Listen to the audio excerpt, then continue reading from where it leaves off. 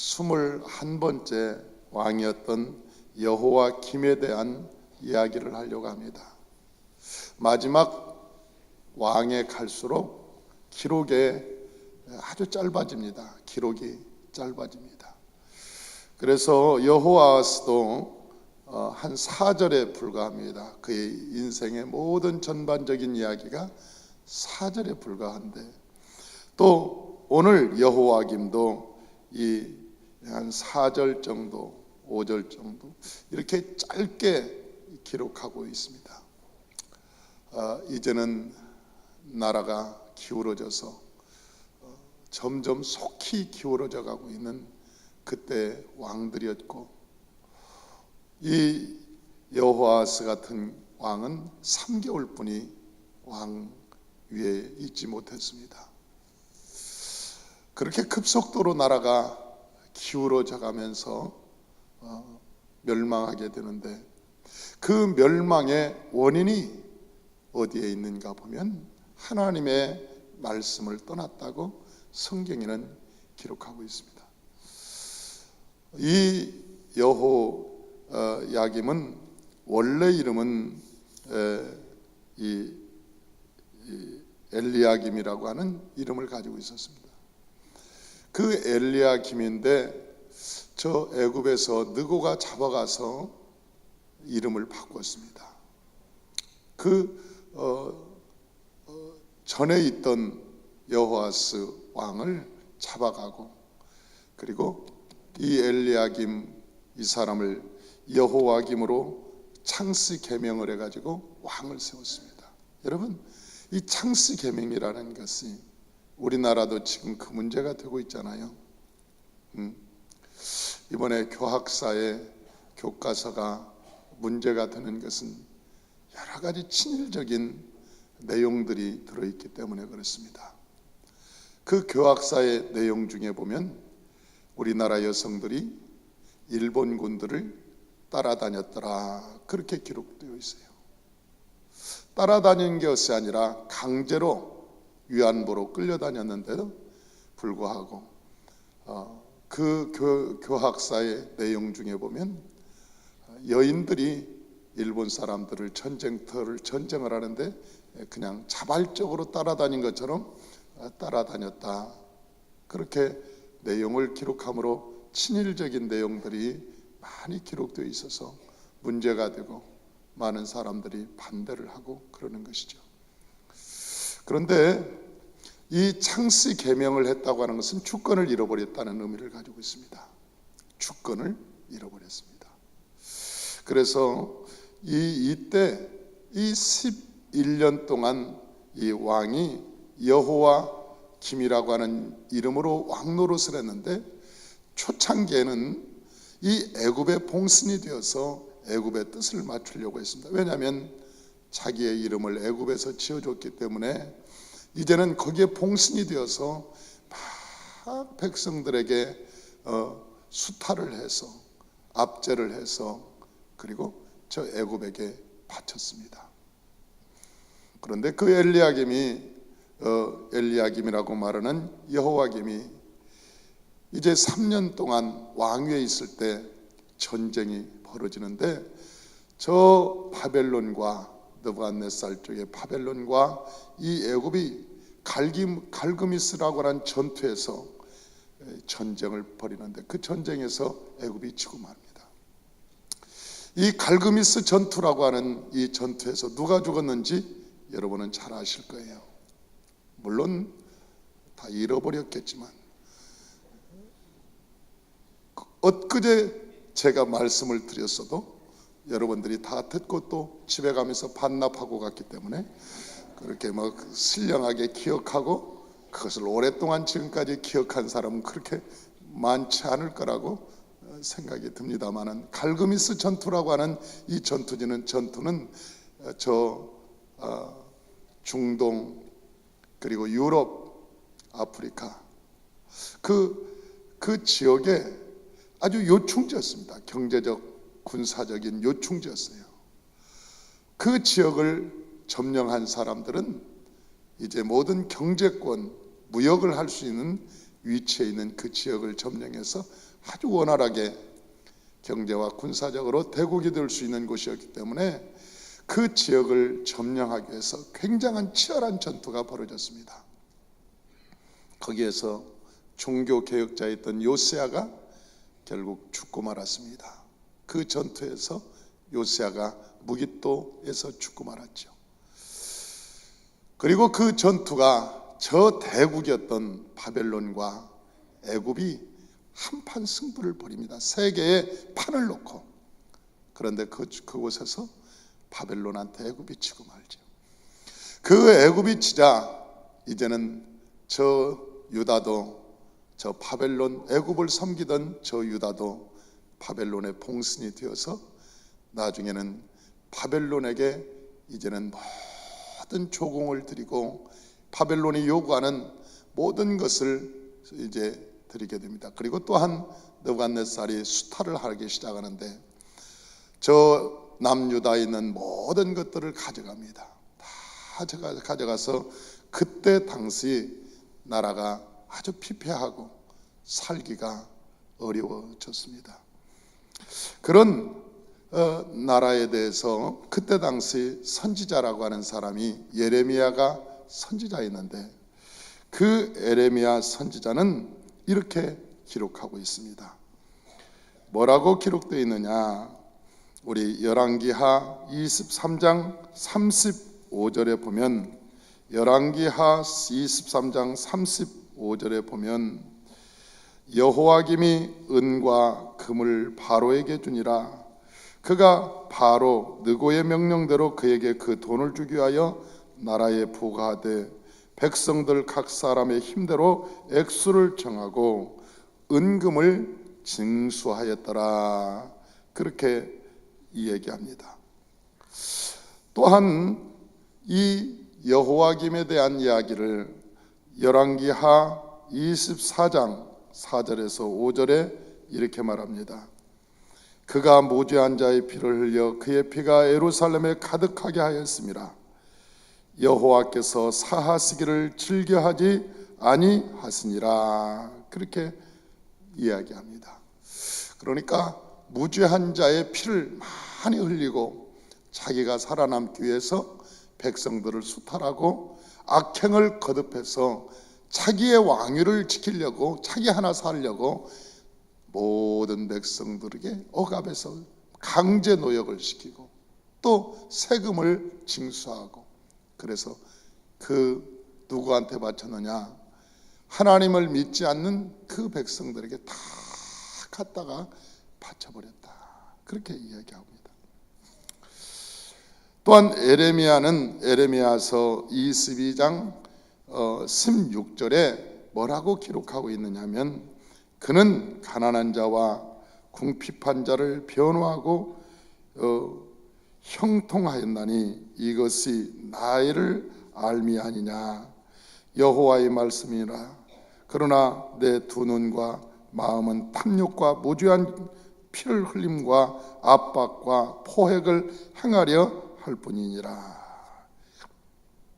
여호와는 가난한 자와 궁핍한 자를 변호하고 형통하였나니 이것이 나를 알미 아니냐. 이 말은 하나님을 아는 자는 그렇게 안 산다.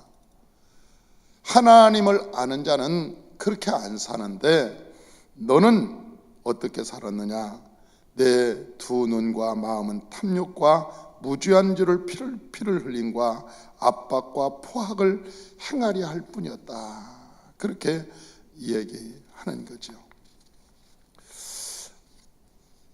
여호와 이 김이라고 하는 사람은 11년 동안 왕위에 있었습니다. 그런데 그 왕위에 있으면서 아주 나쁜 짓을 많이 했습니다. 여러분, 우리가 예레미야에 대한 설교를 할 때, 말씀을 할 때 그 예레미야가 이 첫째는 백성에게 말씀을 전했습니다. 그리고 두 번째는 제사장들에게 말씀을 전했습니다. 그리고 세 번째는 왕에게 하나님의 말씀을 전했습니다. 그런데 성경의 그 예레미야에 보면 백성들은 그래도 여호와의 말씀을 전해주니까 나름 회개하고 금식했습니다. 그런데 이 여호와김 때 선지자 예레미야가 말씀을 전할 때 이 여호와김이 말을 안 듣는 거예요. 예레미야 말을 안 듣는 거예요.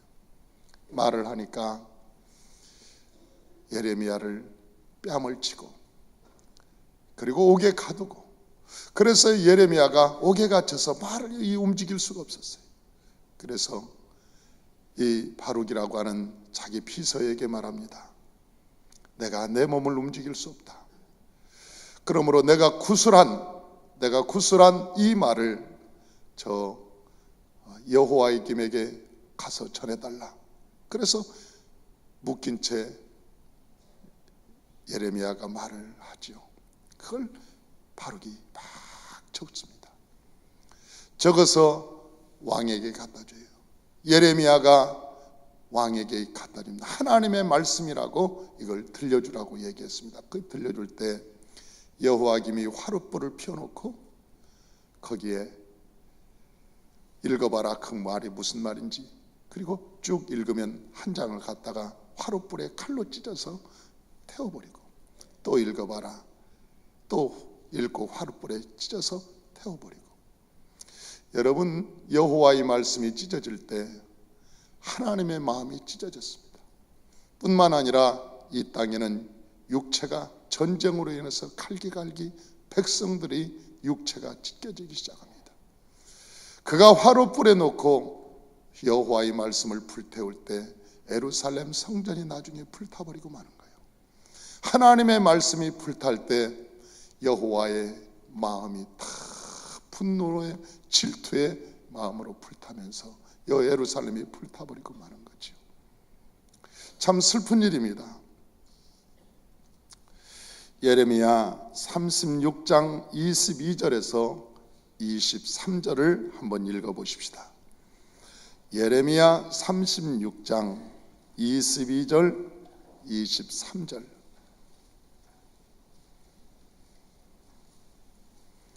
예레미야 이 36장 22절에서 23절을 한번 같이 읽어보십시다. 우리 찾으셨으면 우리 한번 읽어보십시다.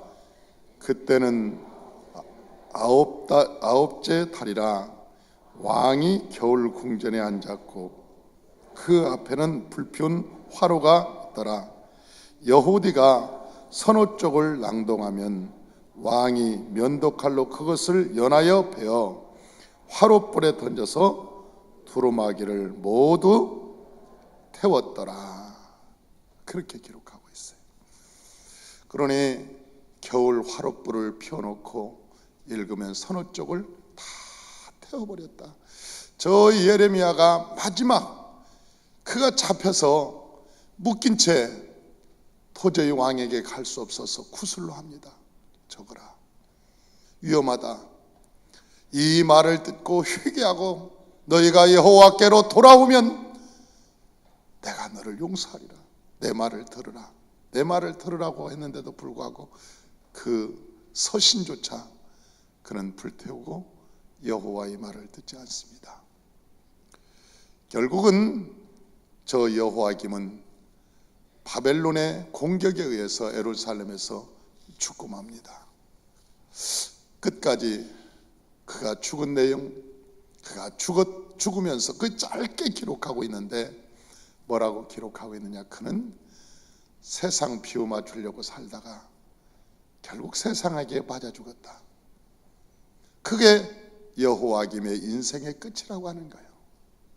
여러분, 우리가 이 세상을 살 때 세상에 비움맞추기 위해서 뭔가 세상적으로 한번 성공하기 위해서 내 자리를 지키기 위해서 여러분 인생의 시간도 물질도 거기다 다 올인하고 쓰면서 나중에는 세상에 주는 염려, 근심, 걱정, 불안, 초조, 두려움, 그리고 세상에서 주는 스트레스, 그리고 세상에서 주는 병을 가지고 이제는 돈 거기다 병들어서 병원에다 돈 다 갖다 주고, 세상에 친구한테 돈 뜯기고, 사업에서 망하고, 그래서 세상한테 다 어떻게 하든지 세상에 비유 맞추려다가 결국 끝나버린다는 거예요. 인생이. 그리고 죽었다, 이렇게 기록되는 거예요.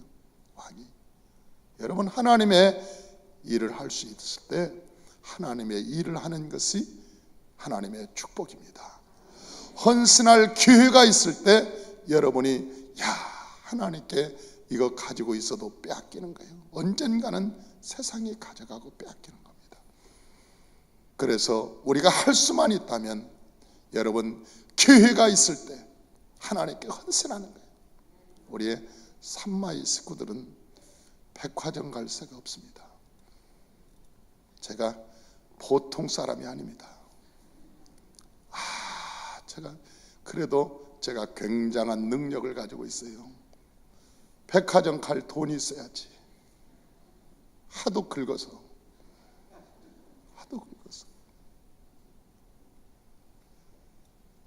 내가 성전을 칠 때 그랬습니다.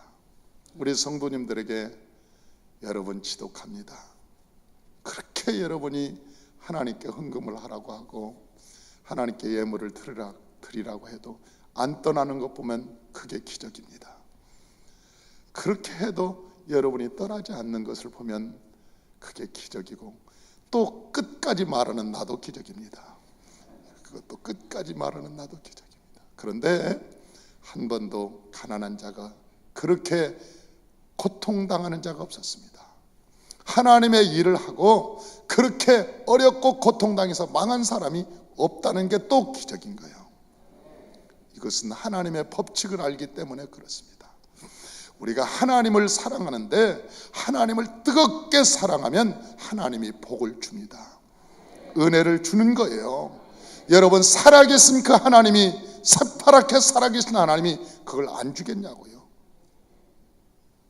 반드시 하나님께서 30배, 60배, 100배로 채워주는 거예요. 이 여호와김처럼 세상의 봉신이 되어서 어떻게 친구들 비유 맞출까, 어떻게 세상 비유 맞출까, 늘 그 비유 맞추다가 인생을 종쳐버리고 어느 날 심장마비로 죽었더라. 그놈 안 됐어. 살려고 그 몸부림을 쳤는데, 그놈 살아보려고 몸부림을 쳤는데 걔 스트레스 엄청 받았을 거야. 아이고, 걔 인생이 안 됐다. 아니, 그리고 인생이 종치는 거 아닙니까? 마지막을 내리는 거 아닙니까?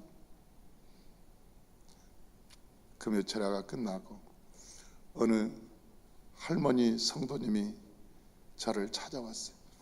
목사님, 이번에 탑차를 한다는데, 전도차를 한다는데 나는 아무리 봐도 없어요.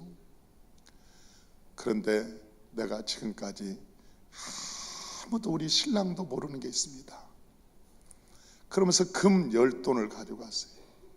금 10돈을 가져가서, 이게 제 아무도 모르는 것입니다. 그런데 이번에 탑차를 살 때 이걸 하나님께 드리려고 합니다. 그리고 이렇게 드리는데요, 그분 내가 생활을 알아요. 어렵죠.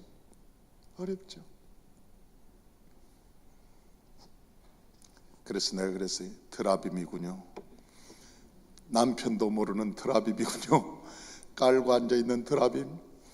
저 라헬이 어떻게 해서라도 살아보려고 깔고 앉았던 그 드라빔, 그걸 의지했어요. 라헬이 그걸 한번 의지해본, 드라빔을 의지하고 한번 살아보려고. 야곱은 그러지 않았거든요. 나중에 그걸 다 어디다 묻느냐? 땅속에다 묻는 거예요. 저 상수리 나무 밑에 세겜 땅에서. 그것 때문에 나중에 디나가 죽고 문제가 화근이 되는 거예요. 드라빔 때문에. 그래서 결국은 그것이 화근이 되어서 다 묻어버리, 땅속에 묻는 거예요. 여러분, 여러분이 마음속으로 나는 그게 있으니까, 아무도 몰라, 그게 있으니까. 그리고 여러분, 깔고 앉아있는 거 있잖아. 이번에 내놔.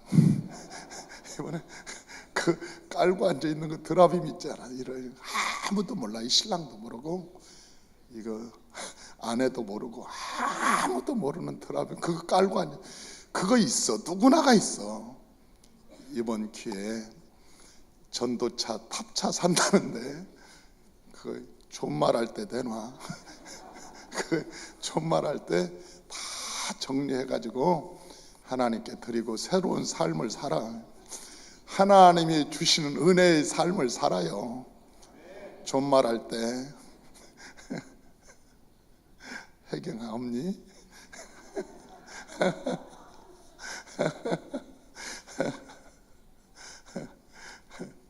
진짜요. 사람이요 1,000,000원 있으면 1,000,000원 의지합니다. 그거 의지. 늘 생각이 나는 그거 있으니까. 왜 그것이 기도를 막아요? 의지하니까.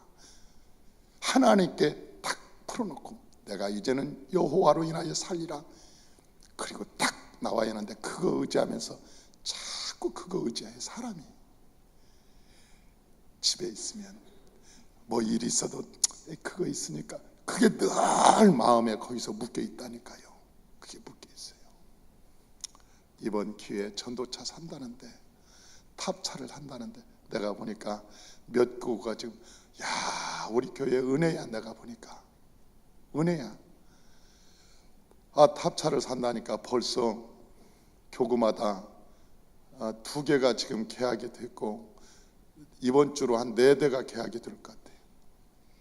6대, 한 7대 이렇게 하려고 그러는데 일주일 만에 여기저기서 쫙 모으더니 성도들의 누가 살 겁니까? 손들어 보십시오. 그랬더니 아무도 안 들더니 속으로 어떻게 하지 저걸 어떻게 하지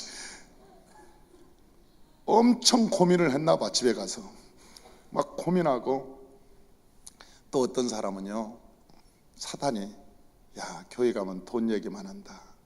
아니 돈 얘기하는 거 아니야. 헌금 얘기했지. 누가 돈 얘기했어. 헌금 얘기했지 돈 얘기한 거 전혀 아니에요. 그러니까 여러분 없는 사람은 없는 걸로 놔둬. 그러잖아요. 없는 사람은 없다고 그냥 놔둬. 그리고 예수 믿고 기쁘게 살아. 없는 사람한테 내라고 하는 거 아니니까. 근데 깔고 앉아 있는 사람은 내놔.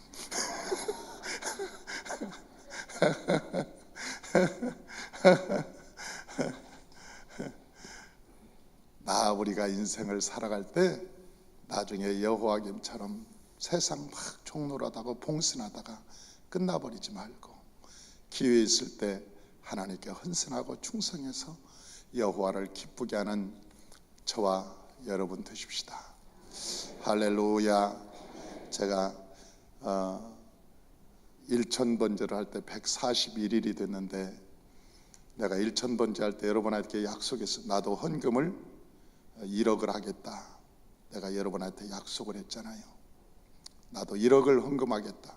내가 1억이 어디 있어요? 돈이. 나는 내 통장에 단돈 500만 원이 없어요. 내 통장에. 목사가 1억을 어디다 했냐고. 그런데요 내가 헌금을 위해서 기도를 했습니다. 하나님 앞에. 하나님, 내가 1억을 할 수 있도록 하나님께서 내게 물질의 은혜를 달라고. 근데 141일이 됐는데 제가 하나님께 드린 헌금이 4천만 원입니다. 하나님께서 내게 물질을 주셨어요. 그래서 목돈으로 1,000만 원씩을 받아서 내가 2천만 원을 드리고 목돈으로. 그리고 나머지는 300, 500 해서 내가 보니까 한 4천만 원을 드렸어요. 이게 1년이 안 되어서 내가 5천을 채우려고 해요. 그리고 되도록이면 2년 안에 500일 안에 내가 하나님께 1억을 드려야 되겠다 하는 내 마음에 기도가 있어요. 여러분, 우리가 입을 넓게 열면 하나님의 역사가 일어나는 거예요. 할렐루야. 입을 넓게 열고 하나님께 헌신하고 충성하는 거예요.